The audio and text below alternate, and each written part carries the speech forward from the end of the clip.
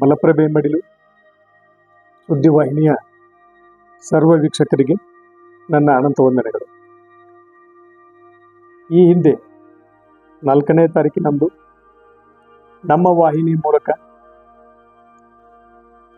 ಆರೋಗ್ಯ ಸಚಿವರಾಗಿರ್ತಕ್ಕಂಥ ದಿನೇಶ್ ಗುಂಡೂರಾವ್ ಅವರು ಬೈಲಹೊಂಗಲಕ್ಕೆ ಬಂದಾಗ ನಮ್ಮ ಕಿತ್ತೂರು ಕರ್ನಾಟಕ ರಕ್ಷಣಾ ವೇದಿಕೆಯ ಮನವಿಯನ್ನು ಮಂಡಿಸಿ, ನಮ್ಮ ಮನವಿ ರಾಜ್ಯದಲ್ಲಿರ್ತಕ್ಕಂಥ ಎಲ್ಲ ಮಧುಮೇಹಿ ರೋಗಿಗಳಿಗೆ ಅವರಿಗೆ ಬರ್ತಕ್ಕಂಥ ಔಷಧೋಪಚಾರದ ಮಾಸಿಕ ವೆಚ್ಚವನ್ನು ಸರ್ಕಾರವೇ ಭರ್ನಾ ಮಾಡಬೇಕು ಅಂತಕ್ಕಂಥ ಒಂದು ಉದ್ದೇಶವನ್ನು ಇಟ್ಕೊಂಡು, ಇದು ತಮ್ಮ ಸರ್ಕಾರದ 6ನೇ ಉಚಿತ ಗ್ಯಾರಂಟಿ ಆಗಬೇಕು ಅಂತಕ್ಕಂಥ ಒಂದು ಉದ್ದೇಶವನ್ನು ಇಟ್ಕೊಂಡು ನಾವು ಅವ್ರ ಜೊತೆಗೆ ಚರ್ಚೆ ಮಾಡಿದ್ದೀವಿ.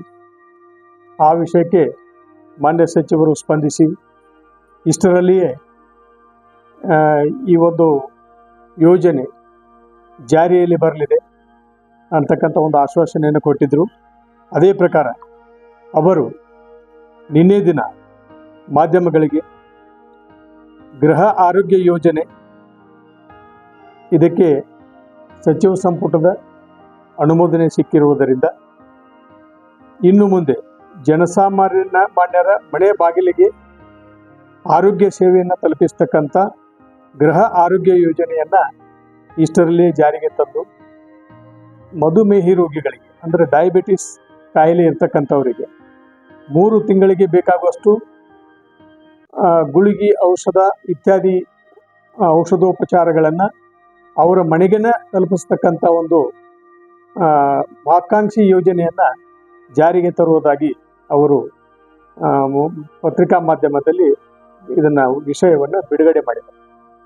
ಅಂದರೆ ನಾವು ಇಲ್ಲಿಯವರೆಗೆ ಮಾಡಿರ್ತಕ್ಕಂಥ ಒಂದು ಪ್ರಯತ್ನದ ಫಲ ಆಗಿರಬಹುದು, ಅಥವಾ ಮಾನ್ಯ ಗುಂಡೂರಾವ್ ಅವರ ಇಚ್ಛಾಶಕ್ತಿಯಂತೆ ಅವರು ಇದನ್ನು ಪ್ರತಿ ಮನೆಗೂ ಸಹಿತ ತಲುಪಿಸ್ತಕ್ಕಂಥ ಒಂದು ಕೆಲಸವನ್ನು ಮಾಡಿದ್ದಾರೆ.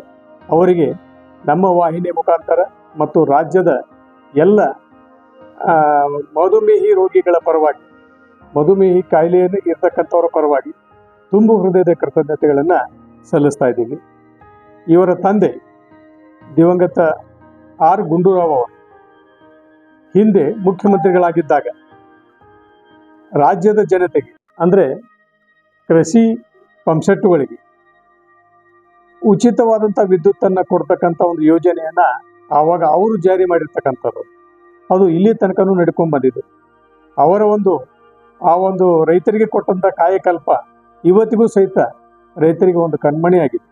ಅದೇ ರೀತಿಯಾಗಿ ಅವರ ಚಿರಂಜೀವಿಯಾಗಿರ್ತಕ್ಕಂಥ ದಿನೇಶ್ ಗುಂಡೂರಾವ್ ಅವರು ಸಹಿತ ಆರೋಗ್ಯ ಮಂತ್ರಿಗಳಾಗಿ ರಾಜ್ಯದ ಎಲ್ಲ